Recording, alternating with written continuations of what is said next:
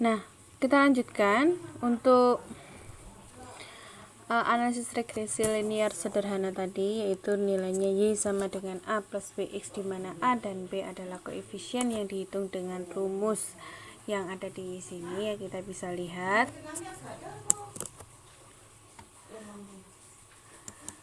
Kemudian analisis regresi itu merupakan salah satu jenis analisis statistik yang biasanya dihitung setelah kita melakukan perhitungan analisis statistik deskriptif, ya.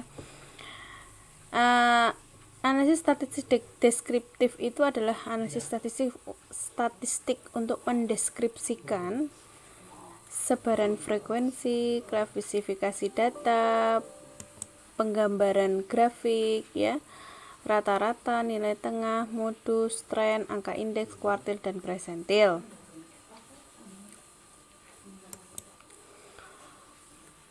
Analisis statistik deskriptif dapat dilanjutkan dengan analisis statistik inferensi. Apa saja sih analisis statistik inferensi?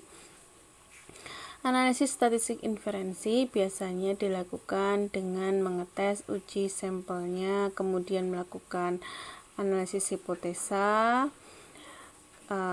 hipotesa H0 dan HI misalnya. Kemudian setelah dilakukan hipotesa, dilakukan model persamaan regresi, kemudian analisis regresi determinasi, kemudian divalidasi menurut analisis yang telah dilakukan, apakah itu validasi statistik uji T, F, D, W, dan seterusnya. Nah, ini tidak harus kita lakukan, ya. Kalau biasanya memang dalam menggambarkan suatu data, kita bisa menggambarkan deskripsi data dengan bentuk yang lebih mudah seperti ini, analisis statistik deskriptif dalam bentuk grafik, tabel, kemudian untuk analisis bangkitan dan tarikan pergerakan dilakukan analisis statistik regresi, ya. Nah, ini adalah contoh persamaan regresi linear berganda untuk bangkitan dan tarikan pergerakan. Misalnya Y adalah jumlah pergerakan, A adalah konstanta, kemudian ditambah B1 X1. B1 adalah koefisien yang menyertai dengan X1. Kemudian X1 contohnya adalah rata-rata pendapatan dalam satu keluarga. Kemudian B2 adalah koefisien yang menyertai X2. X2 itu adalah misalnya adalah kepemilikan kendaraan. Kemudian B3 dikalikan X3. B3 adalah koefisien yang menyertai X3, yaitu kepadatan penduduk. Kemudian ditambah B4 dikalikan X4. X4 adalah jarak dari zona ke tempat tujuan, misalnya ini ada tempat bekerja. B1, B2, dan B3, kemudian B4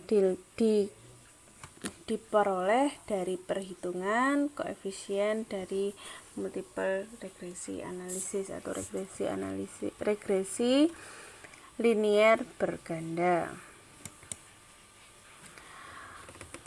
Untuk analisis regresi, di sini kita harus mendefinisikan keakuratan dari persamaan yang kita hasilkan. Nah, tingkat keakuratan dari persamaan yang kita hasilkan ini disebut sebagai koefisien determinasi atau R-square, ya. Jadi biasanya dalam setiap analisis statistik kita harus melakukan uji validasi dari persamaan-persamaan yang dihasilkan. Nah, persamaan Y sama dengan A plus BX itu adalah menggambarkan hubungan antara pergerakan atau variabel bergantung Y dengan alasan pergerakan yaitu atau parameter-parameter pergerakan yaitu yang tadi misalnya rata-rata pendapatan, jumlah anggota keluarga, jumlah kepemilikan kendaraan, yaitu adalah variabel-variabel bebas X ya. Nah, untuk uji validasi kita akan menghitung nilai R dan R square, yaitu untuk menguji seberapa valid persamaan yang dihasilkan. Nah, untuk koefisien korelasi di sini adalah dengan R, yaitu nilainya adalah di sini ada rumusnya ya. Nah, biasanya dilakukan dengan software Excel ataupun SPSS, itu bisa langsung diketahui nilai R dan R square-nya. Nah, nilai yang diperoleh di sini nilai R dan R square ini adalah rentangnya berkisar antara 0 sampai untuk R itu adalah berkisar antara -1 sampai dengan 1. Kemudian untuk koefisien determinasi rentangnya adalah dari 0 sampai dengan +1. Nah, biasanya saya langsung menggunakan koefisien determinasi karena nilai R square ini adalah berkorelasi ya. Untuk R square ini kita gunakan yang mendekati 1 ya. Biasanya kalau misalnya menghasilkan nilai koefisien determinasi yang kurang dari 0,5, nah persamaan yang dihasilkan akan menghasilkan tanda tanya apakah ini valid atau tidak, bisa mewakili kondisi sebenarnya atau tidak. Jadi koefisien determinasi yang digunakan ini harusnya mendekati 1, misalnya 0,98, 0,85, 0,93 dan seterusnya. Harus mendekati 1 ya, biar valid. Bagaimana kalau tidak valid? Ya, kita cari apa yang salah di perhitungan atau analisis kita. Yuk kita lihat contoh dari perhitungannya. Yang pertama, ya ini adalah hasil dari survei wawancara di rumah untuk survei asal tujuan.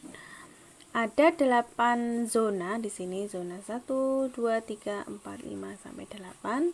Kemudian di masing-masing zona di sini ada informasi jumlah kendaraan dan jumlah perjalanan. Untuk zona 1 jumlah kendaraannya, jumlah kepemilikan kendaraannya 75, jumlah perjalanan 350 dan seterusnya. Yang ditanyakan adalah determine the trip generation model based on the relationship between both of them. Jadi kita diminta untuk menentukan bagaimana model pergerakan dari hasil survei ini, kemudian bagaimana hubungan antara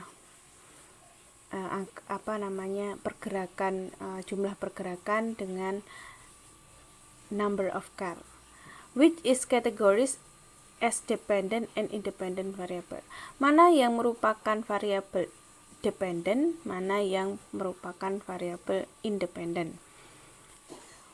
Nah, coba kalian lihat mana yang merupakan variabel dependent atau variabel bergantung. Variabel yang bergantung adalah jumlah perjalanan ya, yang Y, number of trips. Dia bergantung pada apa? Jumlah perjalanannya bergantung pada jumlah kendaraan yang dimiliki. Jadi jumlah kendaraan yang dimiliki adalah independent variable atau variabel bebasnya. Number of trip adalah nilai Y dan number of car adalah nilai X. Mari kita lihat cara perhitungannya.